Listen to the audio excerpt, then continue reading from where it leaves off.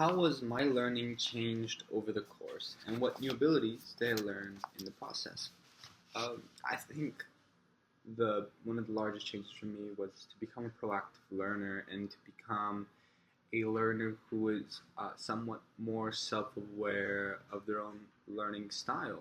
I think a big part of this class is kind of developing your own methods in learning and taking apart what that really means to you and taking apart what how you are as a learner. And so I learned that I talked in the earlier videos that I'm somewhat lazy and I'm kind of stubborn, but I think the ability for me to recognize that and immediately want to work on it and immediately want to improve how I act and how I learn and trying to take the initiative and trying to become a learner who takes the initiative and makes those hard decisions about themselves that really actually benefit themselves in the future. So I think that was the big step for me. That was a big step. I learned a lot in this class when it comes to how to use technology, but I think the biggest things for me to learn were about myself and about how I react into such an open world environment class where you have so much flexibility, and what you do with that flexibility is kind of uh, it makes you think. It makes you think. Like an example for these videos. I mean, I could have done them all today, but I spread some of them out and I did them over the course of a few days. And so I think just like that, that is being a proactive learner. Something I don't know if I would have done last semester. I would have maybe just done it all on the same day last semester. So I think, some real progress. What is the most important thing I need to work on? I think for technology and in this class, I think it comes down to the same subject, which is communication. Not to say that I don't communicate my problems, which is something I think I do very successfully. And when I have an issue, I bring it up and I make it heard and I try to get my results. But what I mean is in just having friends in the class and having friends around in the sense of in the academic world. I mean, I have friends outside of school, but not really inside school. I don't really have friends in my classes, and I think it's just because I kind of have a mentality at university or within these classes to get in, get done, get out, and it's not very beneficial. I mean, this is supposedly my second or last semester of university, and it has not changed. I mean, I am going to be graduating a little bit early, but still, I think I should something I need to work on, especially in this next semester. Just talking to people, just communicating to the people in the class, and making those connections that college is really about, right? And I think not just for college and for fun, and I think those connections really are beneficial, and they really do help you out in the real world and in the academic world and in the social world and in every world. I mean, it's always good to have people around you, and I think that's the thing I need to work on. It's just going on the forums and talking to other people and just kind of checking up on how other students in the class are doing. I think just by doing that, I would have had an easier time at least knowing what's going on in the class, because I guess when you don't when you're doing everything by yourself, you don't you don't hear everything, and you don't not that you don't understand everything. It's just that you have just your understanding. You don't hear any other inputs, and other inputs are always good.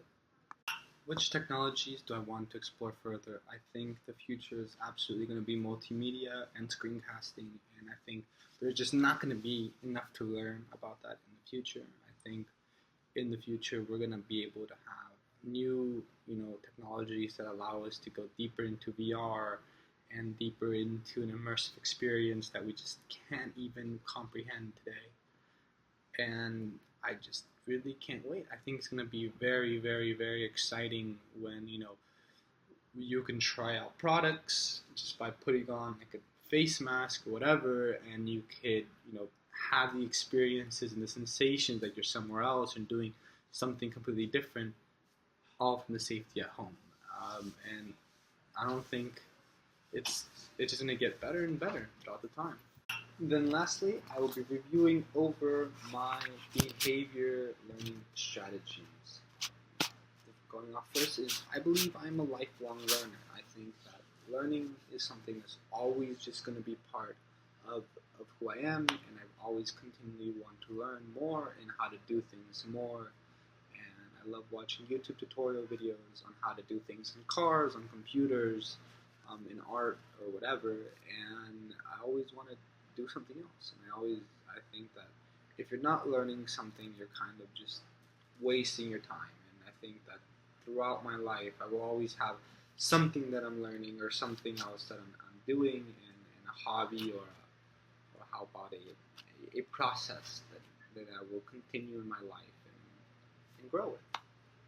And I think that being said, is I do in that sense have a growth mindset, which I do believe that I can grow more and I want to grow more, but I have a fix because I want to grow at my own pace and for my own reason and in my own methods. And I'm not that open, or I like to think I am, but in parts I know I'm not very open to new mindsets and new ideas and how my learning should be affected or how I should do things. I think that I am somewhat too independent in that sense, and I can take criticism, but I just don't like it. And I know criticism isn't a very important part of growing, and because I don't like it, it kind of makes me hesitate on saying that I am a fully all-growth learner, because I think I have my hiccups just like everyone else. And that can still be said for self-esteem. I have pretty decent self-esteem, pretty good self-esteem, not to be, too bragocious, I think that's the word. About it, I'm alright. I manage my own. I do well. I don't doubt myself too much, which kind of goes to self-efficacy. But I think most of my self-esteem has been built up on things that I did once I left high school and once I kind of started doing my own thing and grew my own legs. And I think my self-efficacy has led to my self-esteem, just growing a lot. And I think that is one of the biggest changes I probably have since my teen years, is having just a lot more self-esteem in the sense of real self-esteem, as in I really do think that, I really think highly of myself, and instead of just kind of an inflated version of yourself, which is not very true, so it makes you feel worse about yourself, and you get into a whole bunch of psychological issues. I think a big thing for me growing up was getting rid of those and being and seeing how obvious those are in your everyday life. That being said, I feel I'm very motivated. I think that I am very motivated in things that I want to be motivated in. If I want to do something, I will do something. Like, no matter how ridiculous it is, or how ridiculous it sounds, or what my body can or cannot take, or how much sleep I had. If I need to do something, or I really, really want to do something, that will get done. And I don't have any doubt in that. And I think that whatever I need to do, I can motivate myself to do and do well at. And the last thing is risk tolerance. I love risk. It's my favorite. So much fun. I think that risky situations just are so much more rewarding, and a lot of times I feel that either playing it safe, as nice as it is very boring. It's very, very, very boring, and leads to a boring life where you get bored and you don't get anything done.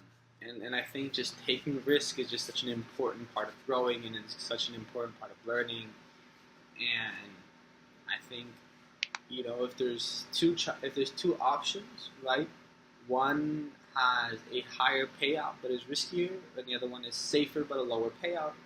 Most likely, I will take the higher payout. It's why I play a lot of scratchers, like the dollar ones, not the big ones, like the dollar ones sometimes, because why not? I mean, it's $1, it's nothing, and there's a little risk of giving in that dollar, but the reward is very high. And someone who's not a risk taker just never plays scratchers or never does anything like that. Not just because of frugalness, but just out of they don't see the reward, the reward that they can get from the dollar wasted on a lottery scratcher is just not worth it to them. Whereas in me is I'm spending the dollar just to have fun. I like the scratching, and I like like the moment of am I gonna win or not, which you never do, but you have that moment, and you pay $1 for that moment. And if I win, well, golly, I won. How awesome! I get $10, $15, or whatever.